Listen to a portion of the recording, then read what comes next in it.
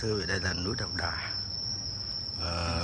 Đây là khóa tiêu Đầu Đà lần thứ 13, ngày 3 tháng 5 năm 2025. Và đủ duyên là hiện tại chúng con đã thỉnh được thiền sư Attamathara, một thiền sư rất là nổi tiếng. Ngài có đến hơn 100 cái chi nhánh Thabawa ở khắp nơi trên thế giới, và Ngài đã hoan hỷ về núi Đầu Đà và có thể thuyết pháp cho các hành giả khóa tu ngày Đầu Đà lần thứ 13.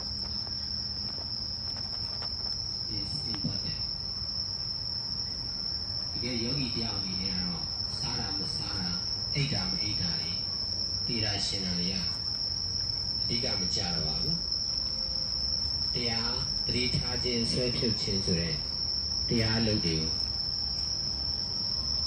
sao mà bây giờ đi lâu nhiều không đã, đi cả trả rồi đấy.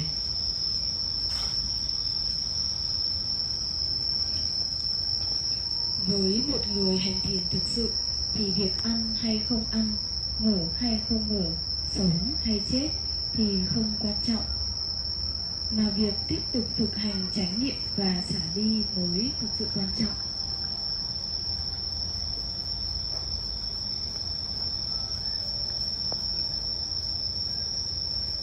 Food of eating and not eating, sleeping and not sleeping,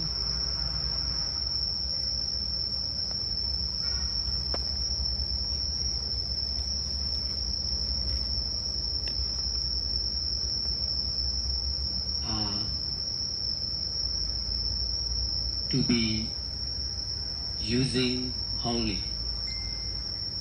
without rejecting and attaching from the mind. Sajin masajin, Him Him.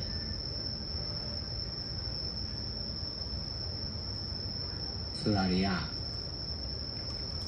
Pele mà bể, đuổi lấy mà đuổi về nhỉ. Xây thế anh nhỉ, pele mà bể, đuổi lấy mà đuổi về.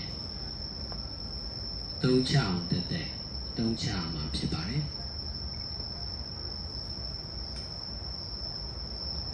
Cả ăn và không ăn, ngủ và không ngủ thì cũng chỉ để sử dụng mà thôi, mà không chối bỏ hay dính mắc trong tâm.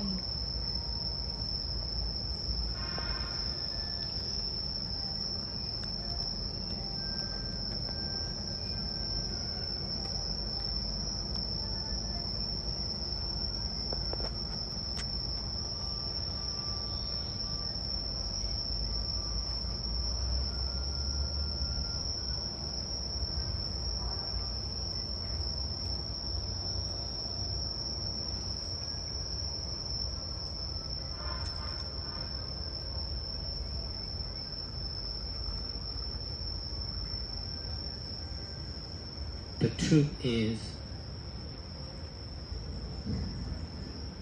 simple and clear.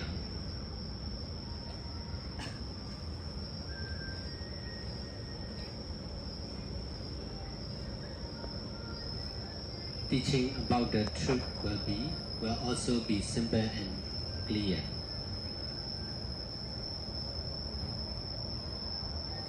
Practicing in the right way should be simple and clear.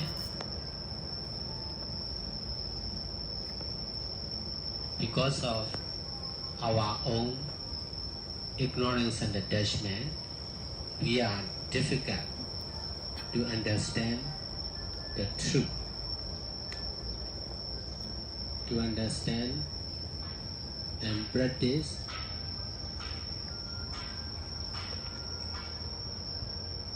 according to the truth. Mandiyaga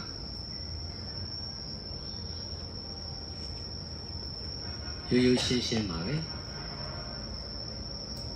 Mandiyajam Josu Jiale Yu Shin Mare Mandan Chiarale Yu Shin Mare Nimido ye Matimu Swela Muri Jauna အမှန်တိုင်းနားလည်ဖို့အမှန်တိုင်းကျင့်ဖို့ခက်ခဲနေတာဖြစ်ပါတယ် Sự thật thì đơn giản và rõ ràng. Những lời dạy về sự thật cũng nên đơn giản và rõ ràng. Việc thực hành một cách đúng đắn cũng nên đơn giản và rõ ràng. Bởi vì chính sự vô minh và dính mắc của chúng ta khó có thể hiểu được sự thật. Để hiểu được sự thật và thực hành được đúng như theo sự thật.